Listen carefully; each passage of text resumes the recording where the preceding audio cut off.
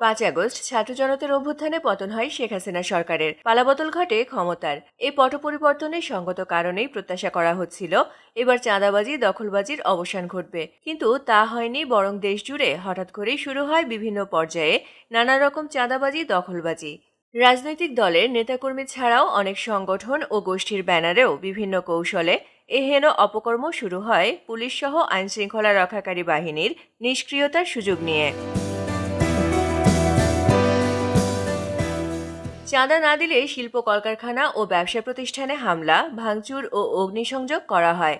এমন অনেক অভিযোগও রয়েছে যে চাঁদাবাজরা দেশের বড় বড় শিল্প গ্রুপের বিরুদ্ধেও চাঁদা না পেলে মিথ্যা মামলায় ফাঁসানো ও কলকারখানা প্রতিষ্ঠান পুড়িয়ে দেওয়ার হুমকি দেয়। এসব চাঁদাবাজির বিরুদ্ধে বড় রাজনৈতিক দলগুলো ও আইনশৃঙ্খলা বাহিনী কঠোর অবস্থানের ঘোষণা দিলেও চাঁদাবাজি কিন্তু থেমে নেই, হাতবদল হয়েছে মাত্র।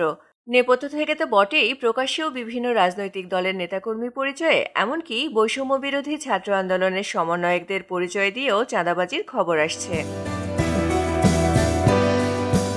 বিএনপি ও এর অঙ্গ সংগঠনের যে কোনো পর্যায়ের নেতাকর্মীর যে কোনো ধরনের চাঁদাবাজির বিরুদ্ধে কঠোর অবস্থান নিয়েছে দলটির হাইকমান্ড। ইতোমধ্যেই দলটির কেন্দ্রীয় নেতা থেকে স্থানীয় পর্যায় পর্যন্ত 1000-এরও বেশি নেতাকর্মীকে বহিষ্কার ও শোকজ করা হয়েছে। সমন্বয়কদের নামে চাঁদাবাজির অভিযোগ উঠলে সার্জিস আলম সহ সমন্বয়করা আইনি ব্যবস্থা নিতে বলেছেন। ইতোমধ্যেই চাঁদাবাজির অভিযোগে দেশের বিভিন্ন স্থানে অর্ধশতাধিক ব্যক্তিকে গ্রেপ্তার করা হয়েছে। সরকারের উচ্চ পর্যায়ের নির্দেশে একটি গোয়েন্দা সংস্থা সারা দেশে চাঁদাবাজদের একটি তালিকা তৈরি করেছে। এই তালিকা ধরে অভিযান চালাতে আইনশৃঙ্খলা রক্ষাকারী বাহিনীকে নির্দেশ দেওয়া হয়েছে। এই তালিকাভুক্তদের কে কোন দলের বা কে কোন মতের তা না দেখতেও সরকারের উচ্চ পর্যায় থেকে নির্দেশ দেওয়া হয়েছে। একাধিক ব্যবসায়ী জানিয়েছেন বিভিন্নভাবে চাঁদার জন্য ফোন আসছে। চাঁদা না দিলে মামলার ভয়ও দেখানো হচ্ছে।